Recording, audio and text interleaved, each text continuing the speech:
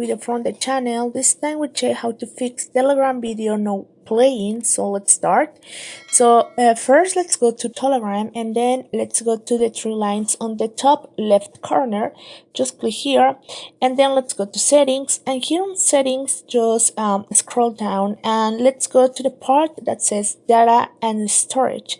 Just click here, and then when you are here just go to storage usage. So let's go there, and as you can see here it says that we have this usage on our Telegram storage. Now what you can do is click on clear cache and you will clear all the cache. So maybe it works for you, so that is how you can do it. Then try to play again the video, so in that way you can use Telegram without any problem and start playing the videos there. So guys, I hope this information works for you. Thank you for watching this video. Remember to subscribe and give thumb up to this video.